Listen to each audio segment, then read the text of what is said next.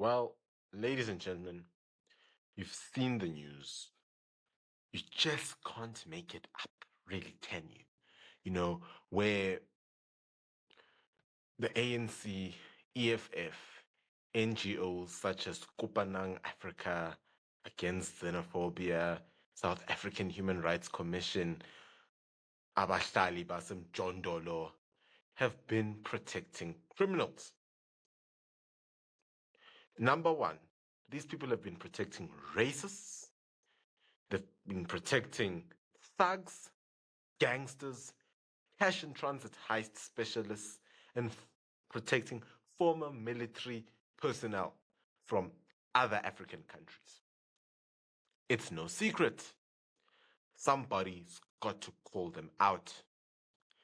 So today, if you watch the news, you'd have noticed there was some tensions in the city of Johannesburg in an area called Braamfontein, close to Wits in the city center. And at the heart of it were two organizations, one being Operation Dudula, which is a pro-South African organization that, well, seems to have turned into a party that also, does speak about South African rights and speaks about a country for both black and white people. All right. They highlight that over and over again. And there were violent clashes, it seems, between them and another group called Abahlali Basemjondolo. Now, let me translate what Abahlali Basemjondolo means for you. It means people that live in a squatter camp. Mjondolo is literally shacks in Zulu, right? So majority of people in this organization of Abahlali Basemjondolo happen to be foreign nationals. They happen to be, people that are vocal protecting these illegal aliens that come to South Africa committing all heinous types of ridiculous crimes. And finally, I think they've met an organization through Operation Dudula that does seem to, stop this. Ladies and gentlemen, let me just break down some facts for you in this video. Zimbabweans that come to South Africa, let us not forget, these are the same people that killed white farmers in Zimbabwe when Robert Mugabe, in his infinite wisdom, told Zimbabweans that, told Margaret Thatcher that, it was Margaret Thatcher, right? It was not Ian Cameron. Margaret Thatcher that you keep your Great Britain, will keep our Zimbabwe. Sounds similar to what Ramaphosa said when he said, Donald Trump, you keep your White House, we'll keep our South Africa or our union buildings. Now, obviously, the Zimbabweans, that side, went on a killing spree. They were just, deleting white, farm owners, that side, just getting rid of them. It was mass murders, chasing people off their land. And boom, not too long down the line, during this period, poverty struck, right? Famine hit, droughts hit. Nature has its own way of dealing with criminals. So there they were. They were left with no option but to move to South Africa. They moved to South Africa. Obviously, it's cheap to hire them, they're not unionized, you don't have to deal with these radical unions like COSATU and, SAMU and all those other stupid communist affiliations, right? Don't have to do that. So what next? What next do they do? They come here, they are being paid low wages. They are, yeah. So, ladies and gentlemen, after this, of being paid low wages, they take South Africans' jobs primarily in the hospitality sector, take South African jobs in the construction sector, the civil sector, and all sorts, right? Obviously, now this raises a bit of a question because these are illegals that have come over to South Africa. Now, black South Africans are put out of a job, and that has given parties like the EFF two types of fuel. Fuel for them to tell black South Africans that white people have taken your jobs, they've taken everything of yours, while actually it's not true. It's predominantly foreign nationals that have done this. It has also, given these parties like the EFF, as I was saying, a second thing. They protect these illegal aliens at all costs, at all costs. Let's not even get started with the Nigerians that are popularly known for selling drugs, dealing in brothels, dealing in, illegal, heinous crimes that are just so unsavory and killing the soul of this country. And you're told that this is your African brother, by these so-called Pan-Africanists, that no, don't do that, it's your African brother, while in reality, these people don't have any sense of humanity in them. They are killing young South Africans through the crimes that they commit. And then, of course, you've got another infamous group, popular group, which happens to be the Ethiopians, Malawians, the Somalians who come here. They sell counterfeit goods. They are opening spaza shops day in, day out. They don't contribute to the tax base. They're not part of the tax base in South Africa. They're not registered. We've seen the stories where illicit goods are killing young children. Literally young children are dying of eating biscuits and nothing is being done. We have seen the stories over and over and over again. It's crazy. These guys open up salons, they open up spaza shops. Apparently now they're even going into the taxi industry. They deal in crimes. They take up low-skilled jobs like gardening, truck driving, waitering, which then leaves the big question, what are South Africans left with? So, you'd have to just think about this over and over again. And the most surprising thing, if you look at this, majority of these guys that come here, right, illegally, they tap into what I would call black people's business markets, spaza shops, salons, the list goes on. They're not going to, start a bank. The Lesotho guys are dealing in cattle theft on the borders. They are hurting farmers in Free State through cattle theft. They are dealing zamazamas, dangerous people, heinous crimes. Do you know that, last year in July, according to the Gauteng department, I just want to grab the stat for you. It's a shocking stat. You won't believe it.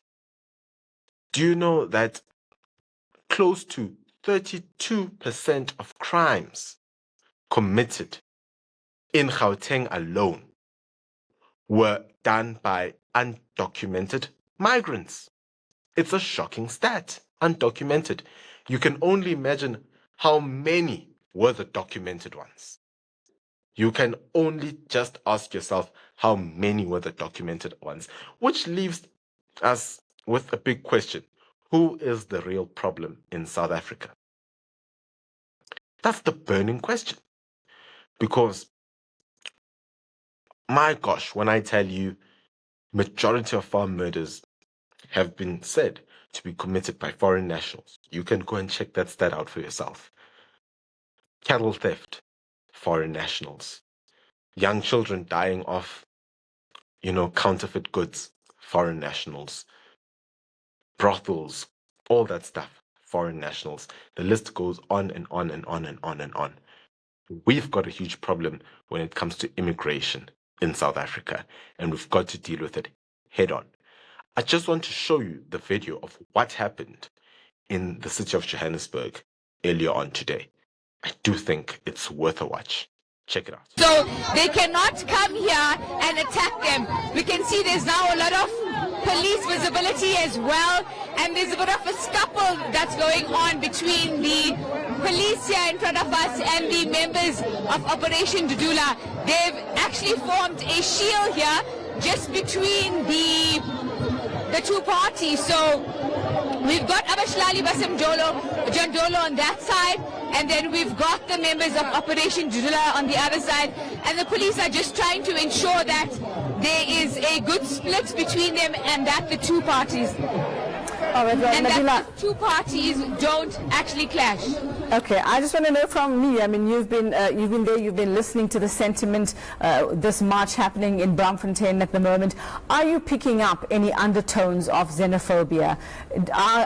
Is there a feeling that this could, a feeling and a fear that this could turn into that entire saga all over again that we had a couple of years ago? I think there definitely is that fear. You would know even yesterday the Gauteng MEC for Health made reference to how this borders on xenophobia. And because these marches and the action that they're taking at clinics seems to be intensifying, there are fears that this could turn into something much bigger if the situation is not contained. So that is why you have organizations like this Chapter 9 institution. You've seen that for yourself. It's a clash between that same group that I told you filled with illegal aliens called Abahlali Jondolo, which I've explained what that directly translates to with Operation Tutula. It was a violent clash. Now, there are fears that this could lead to xenophobia, you know, the previous scenes of xenophobia that we saw back in the earlier years, 2016, 17, and the rest, which obviously we don't want it to go to. But the issue of illegal immigration has to be dealt with head on, right?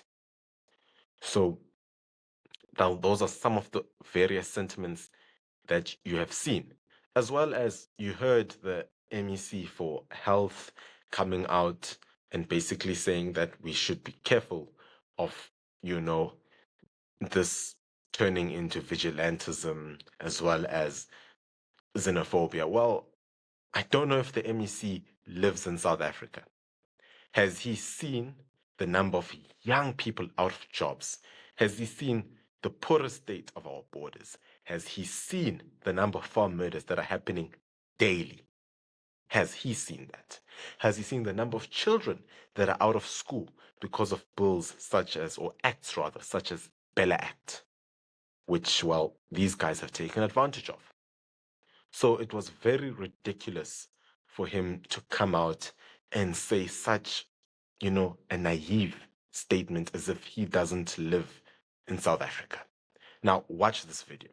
We cannot maintain the whole of Africa. When you check the whole of Africa, if you go to school, you must pay for yourself. If you go for a clinic or a hospital, you pay for yourself. Why only South Africa? Out of 53 countries, it has to be a free for all. And we are the ones who are paying tax. Saranga Maposa and that criminal minister of police, they are stealing our taxpayers' money, all of them in the parliament. All of them, they are stealing our taxpayers' money. We must fork out our money and maintain the whole of Africa. We cannot maintain the whole of Africa. If they think we are causing xenophobia, they must go back to their countries. We don't want them anymore here. We fought with the white people for a very long time. Today, the very same economy, it has been inherited by the foreigners. We, the bona fide South Africans, we are not enjoying the economy that we fought for with the white people for a very long time. So for now, if somebody feels that South Africans are xenophobic, fuck off, back to your country, that's all. We don't want any shit of foreigners anymore. These girls who are sleeping with foreigners, they must never think they're going to control us. This is our country. We fought with the white people for a very, very long time with the white people. So all of them, they must go. And the Section 13 of 2002 is clear. People who should come here are those who are possessing rare skills. And the second people who are coming here, they must have 5 million plus. Those 30 million of foreigners, they don't have all those things. So now we must accept that those people, they must come and stay here and we must maintain them. No, we cannot maintain them. They must go to the nearest state. They must go to the nearest state. So, sir, what do you want to see happening now? You know, there are concerns that whatever is happening could spark into something much bigger, and we could see the xenophobic attacks that we previously saw.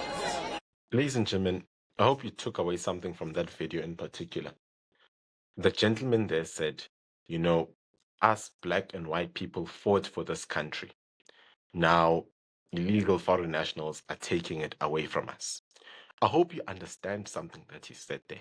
He said, us black and white people, which shows that there is that realization that we need each other when it comes to the situation that we face in South Africa.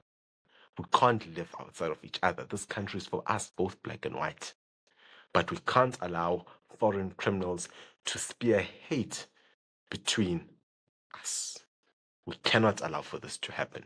And I'm glad that people are becoming vocal about this. We need to see more of this. We need to see this being called out, because this is hurting investment. This is hurting job creation in South Africa. And the only thing it's doing is increasing hate towards black and white people. So let us call these people out. Ladies and gentlemen, please don't forget to subscribe, because only 10% of my viewers are subscribed. So please do subscribe. We need to get that subscriber number up. Please do. Don't forget to like, share, as well as, if you can, you know, sign up for membership. It's as cheap as 20 Rand. It really helps in keeping the lights on. As well as you can buy me a coffee by sending a super chat. Ladies and gentlemen, let's share this message far and wide. This has been Kuhle on 10 Minutes with Kuhle. Hope you enjoyed the show. Hope that you found the show enlightening. It's a bit of a longer show than usual, but it was an important one to have. Till next time, bye.